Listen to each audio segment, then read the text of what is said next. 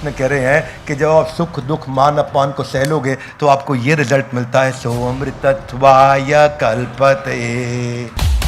आज Steve jobs को शरीर छोड़े कितना साल हो गया मालूम? 11 साल हो गया। लेकिन आज भी लोग स्टीव जॉब्स का नाम ले लेकर के बातें करते हैं, उनके बारे में कोट्स देते हैं, क्योंकि इसको बोलते हैं स अमृतत्वाय कल्पते। वो अमृत तत्व को प्राप्त कर गए।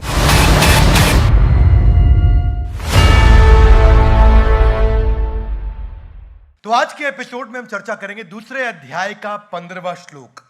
इससे पहले हमने पिछले एपिसोड में चर्चा किया था दूसरे अध्याय का 14वां श्लोक, जिसमें भगवान ने क्या बताया था कि सुख दुख सर्दी गर्मी ये टेम्पररी है, ये आएगा चला जाएगा, आगाम अपाइनो आएगा चला जाएगा, इसको टॉलरेट करना सीखो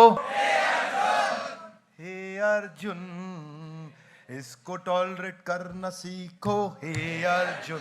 पर कलयुग के लोग हैं, हाथ आगे लाइए, क्यों टॉलरेट करें? भगवान अगले श्लोक में बताएंगे टॉलरेट करोगे तो क्या मिलेगा। तो इसीलिए आज दूसरे अध्याय के 15वें श्लोक में चर्चा करते हैं। हाथ आगे लाइए, मिलेगा क्या? मिलेगा। जो भगवान बताएंगे पीछे जो आपने 13, 14 में समझा है, 11th में समझा है। 11th में क्या समझा है कि दुख करने वाली बात तो ही दुखी होना, हर समय दुखी नहीं होना। उन्होंने क्या बताया? आएगा चला गता सूना गता सून, जो है जो नहीं है। फिर आगे बताया सुख दुख मान अपमान। अच्छी बहुत बढ़िया बातचीत चल रही है। यहां बताया ये करोगे तो मिलेगा क्या। दूसरे अध्याय का 15वां श्लोक मेरे पीछे बोलिए, यम ही न व्यथयन्ते ते पुरुषम पुरुषर्षभा सम दुख सुखम धीरम सो अमृतत्वाय कल्पते। अनुवाद व तात्पर्य इसी भक्ति वेदांत स्वामी शिल प्रभुपाद जी के द्वारा शिल प्रभुपाद की। हे पुरुष श्रेष्ठ अर्जुन, जो पुरुष सुख और दुख में विचलित नहीं होता, ये पिछले में बता दिया, सुख और दुख को क्या करो, इसको टॉलरेट करना सीखो हे अर्जुन। तो भगवान ने बताया जो नहीं होगा विचलित, जो इसको सीख जाएगा और दोनों में संभाव रख पाएगा, वो निश्चित रूप से स अमृतत्वाय कल्पते, यानी कि वो अमृत तत्व को प्राप्त कर जाता है। हाथ आगे लाइए, वो क्या है? अमृत तत्व मतलब मृत मतलब मर जाएगा, अमृत मतलब कभी नहीं मरेगा। इसके दो अर्थ होते हैं। एक अर्थ यह है कि वो भगवान धाम को मुक्ति प्राप्त कर जाएगा, और दूसरा अर्थ यह है कि इस संसार में भी वो अमृत हो जाएगा। हाथ आगे लाइए, वो कैसे?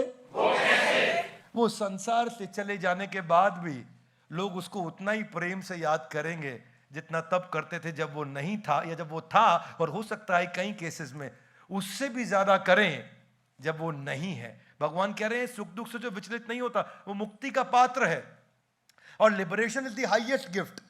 लेकिन इस संसार का लिबरेशन भी है, उस संसार का लिबरेशन भी है, इसका भौतिक रूप भी है और आध्यात्मिक रूप भी है। आध्यात्मिक चर्चा आप कृष्ण से मिल पाएंगे, अपने भगवान धाम जा सकेंगे। भौतिक चर्चा इस संसार में भी आप अमर हो जाएंगे। आप तो नहीं होंगे, लेकिन इस संसार में लोग आप ही के पीछे से केवल आप ही की बात कर रहे होंगे और केवल आप ही को याद कर रहे होंगे। हाथ आगे लाइए, कैसे? कंसिस्टेंसी चाहिए। कम ऑन, क्या चाहिए?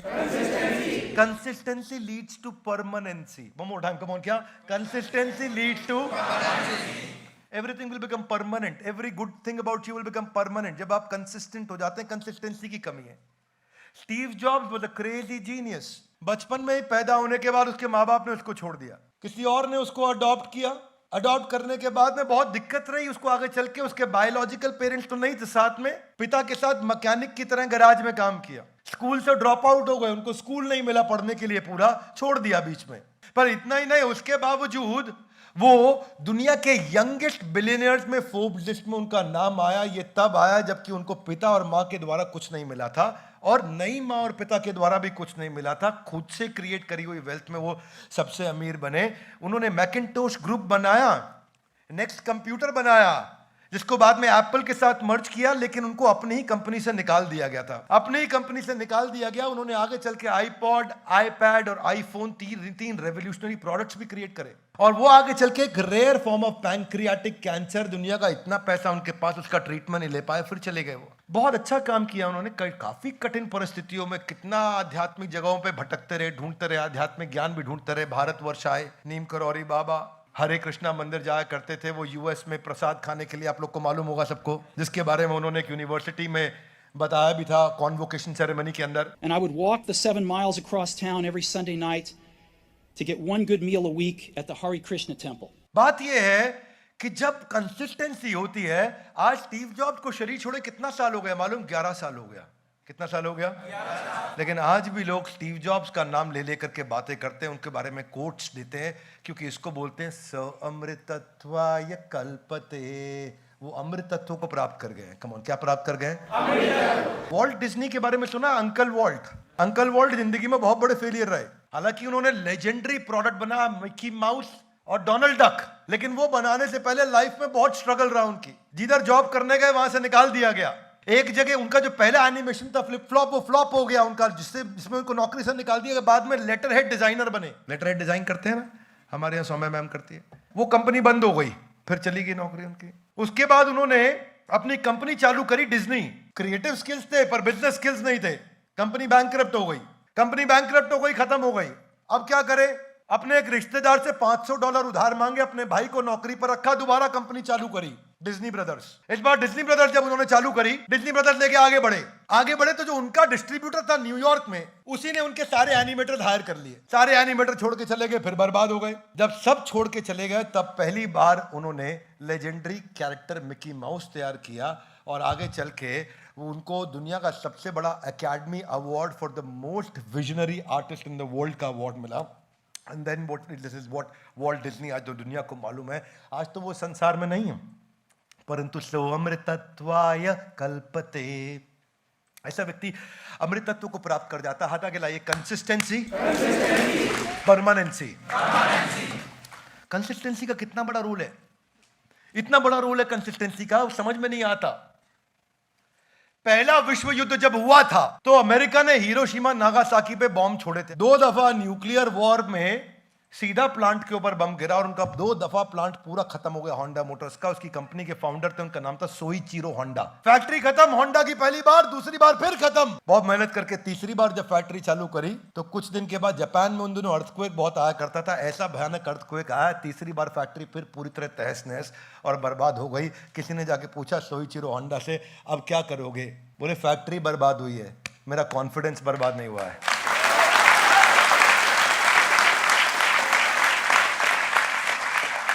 Consistency leads to permanency. One more time, come on. क्या? Consistency leads to.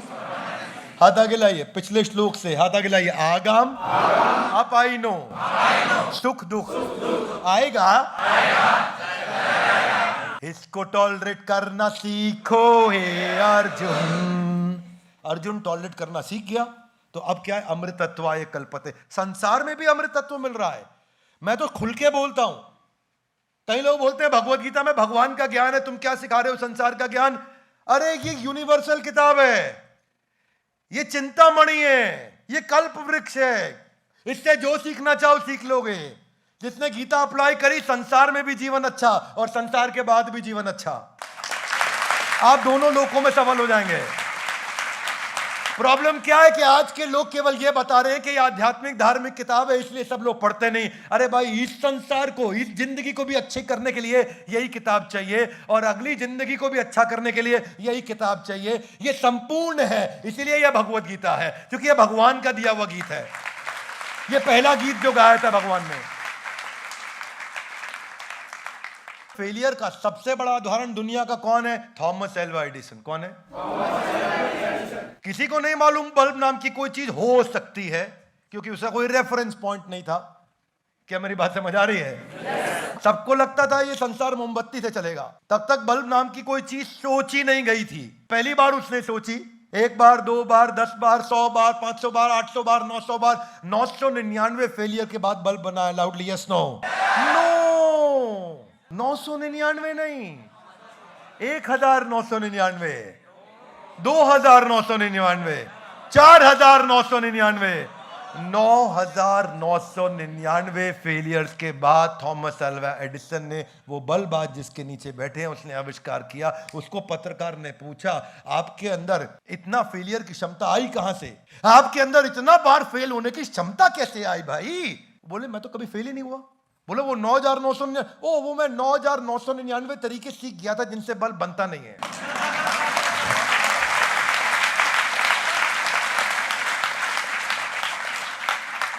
हाथ आगे लाइए। सम सुख दुख धीरम, जो समान रहने वाला है सुख में दुख में, जो धीर है, तो अमृतत्वाय कल्पते, वो अमृत तत्व को प्राप्त करता है, वही तो व्यक्ति अमर होता है। और कौन होने वाला है? वो मिल्खा सिंह, जिसका जीवन इतना कठिन, मैंने उन पर एक वीडियो भी बनाया था, आप लोगों ने देखा होगा, देखा है, फोकस के ऊपर वीडियो बना। पाकिस्तान से आए, माता पिता का देहांत उनके सामने, उनके पूरे परिवार को सामने मारा गया। रहने के लिए उनके पास घर नहीं, पाँव में उनके पास जूता नहीं, पढ़ने के लिए उनके पास स्कूल नहीं, खाने के लिए उनके पास खाना नहीं, पहनने के लिए उनके पास कपड़ा नहीं, चोरी किया करते थे छोटी मोटी, जिसके लिए उनको जेल भी जाना पड़ा। इतना कठिन संघर्ष ही अपने आप में सब कुछ बता देता है कि मिल्खा सिंह जो मिल्खा सिंह बने वो थे कौन? आज तक के ट्रैक एंड फील्ड के सबसे लेजेंडरी एथलीट। सो अमृतत्वाय कल्पते, आज हमारे बीच में नहीं है, लेकिन आज भी उनकी तारीफ कर रहे हैं। Would you agree with me loudly? Yes no? Shrimati Lata Mangeshkar, कुछ दिन पहले उनका देहांत हुआ। क्या लगता है आसान था जीवन उनका? वो बोलती थी इंटरव्यू में, लता की समस्या केवल लता को ही मालूम है। लता मंगेशकर की जो तकलीफें हैं वो उसको ही पता है। उनकी अपनी छोटी बहन, सगी बहन आशा भोसले, उनके अपने सेक्रेटरी के साथ चली गई थी। छोटी उम्र से उनको काम करना पड़ा। मां का उनका देहांत हो गया था 13 साल की उम्र में। घर में पहली बार काम करने वाली लड़की थी वो। बहनों में बड़ी थी। 70 साल के अंदर 1000 फिल्मों में 36 भाषाओं के अंदर उन्होंने अपनी मधुर आवाज से गाना गाया था। कभी शादी नहीं करी ताकि अपने परिवार को चला सकें। ये थी लता मंगेशकर। जिंदगी में बहुत स्ट्रगल किया उन्होंने। अपनी पढ़ाई पूरी नहीं कर सकी। 1963 के अंदर हमारे देश के तत्कालीन प्रधानमंत्री, उस समय इंडो चाइना, इंडो पॉक 2 बार वॉर्स हुए थे, आपको याद है? 63-71, यस नो? अभी वॉर खत्म हुआ था। वॉर खत्म होने के बाद उन्होंने हमारे देश के शहीदों के लिए गाना गाया था। जवाहरलाल नेहरू की आंखों में आंसू आ गए थे। मेरे वतन के लोगों, जरा आंख में भर लो पानी, जो शहीद हुए हैं उनकी इतना रोए थे उस समय प्रधानमंत्री। उस दिन के बाद वो बहुत पॉपुलर हो गई थी। भारत रत्न है आज, Guinness book of world record में उनका नाम आया था। पर इस श्लोक को आप उनके आखिरी जो उनके देहांत पे गाना गाया गया, उससे आप समझ सकते हो क्या था वो गाना। नाम गुम जाएगा, चेहरा ये मेरी आवाज, घर याद रहे। दिस इज वो कृष्ण सिंह। सो अमृतत्वाय कल्पते। ऐसा व्यक्ति अमृतत्व को प्राप्त हो जाएगा। ऐसा व्यक्ति, आज से 90 साल पहले की बात बता रहा हूं, 3 गोल्ड मेडल भारत को दिलाए थे किसी ने, जो जादूगर था। 3 ओलंपिक्स में गोल्ड मेडल भारत के जादूगर ने दिलाए थे। लांस नायक बाद में बना था मेजर ध्यानचंद। मेजर ध्यानचंद ऐसे जादूगर थे। नीदरलैंड में भी उनकी हॉकी तोड़ी गई थी, ये देखने के लिए कि चुंबक तो नहीं है इसमें। जर्मनी में उनकी हॉकी तोड़ी गई थी, ये देखने के लिए चुंबक तो नहीं है उसमें।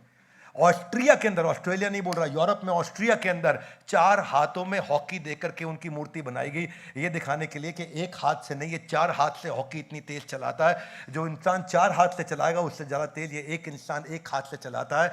1928 के अंदर एम्स्टरडेम में, 1932 के अंदर लॉस एंजलिस में और 1936 के अंदर बर्लिन में 3 बार भारत को गोल्ड मेडल दिलाया था। हिटलर भी उनका बहुत कायल था, पूरी दुनिया उनकी कायल हो चुकी थी। सबसे सक्सेसफुल कैप्टन थे हमारे। आजकल जो हमारे इंडिया और पाकिस्तान का भी एशिया कप का मैच हुआ, हमारे बैट्समैन जितने बल्ले से रन बनाते थे उतने ही हॉकी से गोल मारा करते थे। इन्होंने अपने करियर स्पैन में 1000 गोल मारे थे। इनको ना बोला, मैग्नेट मैन बोला जाता था वहां पे अखबारों में इनको। मैग्नेट मैन ऐसे थोड़ी बन जाता है, जो तपस्या करी नंगे पांव खेलते थे ये। जो तपस्या इन्होंने रेत के अंदर नंगे पांव खेल खेल करके 16-16 घंटे, सुबह 4 बजे चालू करते थे और रात को 8 बजे खत्म करते थे। 16 घंटे की प्रैक्टिस पे गोल्ड मेडल आया था भारत में। सारी सुविधाओं के अभाव के अंदर ध्यानचंद ने टीम तैयार करी थी। इसमें सुख और दुख, मान और अपमान सब कुछ आया था, सब कुछ हो चुका था। और आज वो जो खेल रत्न अवार्ड है, वो मेजर ध्यानचंद खेल रत्न अवार्ड हो चुका है। उनके देहांत के 40 साल के बाद भी प्रधानमंत्री आज उन्हें याद करते हैं, हम उन्हें यहाँ याद कर रहे हैं। ये कृष्ण कह रहे हैं कि जब आप सुख दुख मान अपमान को सह लोगे तो आपको ये रिजल्ट मिलता है। सो अमृतत्वाय कल्पते। आज क्यों चाणक्य पंडित हजारों साल बाद भी याद किए जाते हैं? क्यों? क्या चाणक्य पंडित ने कठिन समय नहीं झेला? जंगल में रहे जिंदगी भर, मालूम है आपको? राजा ने उनको मार के निकाल दिया वहां से, बोला इसको खत्म कर दो, मार दो, बर्बाद कर दो, जेल में डाल दो। और जंगल में जाकर के रहे चाणक्य पंडित जीवन भर। जंगल के अंदर वो गरीब औरत मूरा उसके बेटे को ट्रेन किया।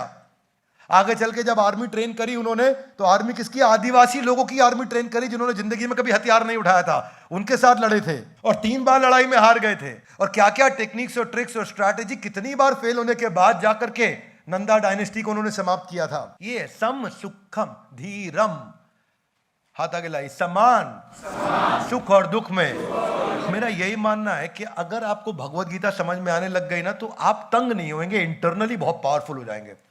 इसीलिए मेरे को एडिक्शन है इसके साथ में। इतना पावरफुल हो जाएंगे कि आप बोलेंगे अपने आप बाउंस बैक होगा, अपने आप। Every setback you will be able to bounce back, you will never go and sit back, you will only every time bounce back. इसीलिए मैं बोलता हूं, भगवत गीता की इतनी तारीफ करता हूं। कई बार लोग सोचते हैं विवेक बिंद्रा का हिंदू एजेंडा है, RSS agenda, BJP. Nonsense, nonsense. मेरा एजेंडा तुम्हारी जिंदगी ठीक करने का नहीं है तो चैनल बंद कर दो। अपनी जिंदगी ठीक करनी है तो देखो, भगवान आपको अमर बनाना चाहते हैं, आप बकवास कर रहे हैं आज भी छोटी मोटी। नहीं चाहिए अपने को। हम यहाँ पे कोई व्यूअर गेन करने नहीं आए भैया आपसे, हम आपको वो निस्वार्थ भावना से ज्ञान देना चाहते हैं, कुछ बेचने नहीं आए, सबको फ्री में देना चाहते हैं ये भगवत गीता का ज्ञान, ताकि लोग अपने जीवन को पावरफुल बनाए। भारत को सोने की चिड़िया तभी बनाया था जिस समय भगवत गीता थी और लोग पढ़ते थे। अब पढ़ना बंद हो गया तो आज भारत सोने की चिड़िया नहीं रही, और उसी भारत को वापस सोने की चिड़िया बनाने के लिए हम भगवत गीता लोगों के हाथों में पहुंचाना चाहते हैं। ये मैं गलत होगा अगर मैं कहूंगा कि मैं दे रहा हूं, बिल्कुल गलत होगा, एकदम गलत होगा, मैं नहीं दे रहा हूं। ये ऐसी भक्ति वेदांत स्वामी शिला प्रभुपाद जिनके कारण मेरे हाथ में आई थी, जिन्होंने 3 हार्ट अटैक होने के बावजूद यूएस गए थे, जो 40 रुपए हाथ में लेकर के गए थे, जिनके ऊपर हिप्पी सिगरेट पी पी के धुआं उनके मुंह में फेंकते थे, उनको टॉयलेट जाने के लिए लंबी लंबी लाइनों में लगना पड़ता था, उनको कई बार उनका सामान चोरी हो जाया करता था, पर वो अपने हाथों से खाना बनाया करते थे उन हिप्पियों के लिए जिनको वो भगवत गीता पढ़ाने गए थे। आज उन हिप्पियों को हैप्पी बनाया, लोगों का नशा छुड़वाया। आज पूरी दुनिया में 108 मंदिर उन्होंने 12 साल के अंदर बनाए, जहां 108 मंदिरों में आज भी भगवत गीता पढ़ी जा रही है। और सबसे बड़ी बात जानते हैं क्या है? आज किसी भी समय, इस समय में भी और जिस समय आप ये वीडियो देख रहे हैं उस समय में भी, दुनिया में किसी ना किसी मंदिर के अंदर भगवत गीता पढ़ी जा रही होगी, क्योंकि ये ऐसी भक्ति वेदांत स्वामी शिला प्रभुपाद के द्वारा किया गया है। इसी को बोलते हैं एशे एबे यश घुषुक त्रिभुवन। आज तीनों लोकों में उनका गुणगान हो रहा है। सो अमृतत्वाय कल्पते, ये अमृतत्व को प्राप्त किया उन्होंने।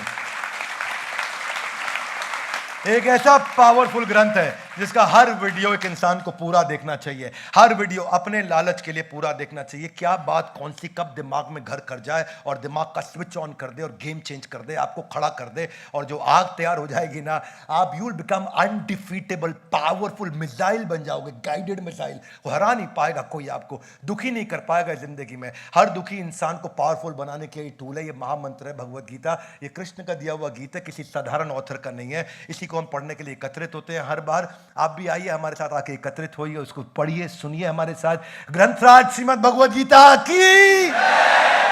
हमारे साथ जुड़े रहने के लिए, इस सीरीज के सारे एपिसोड आके देखने के लिए आप सबका हृदय की गहराई से प्रेम पूर्वक बहुत बहुत थैंक यू वेरी मच।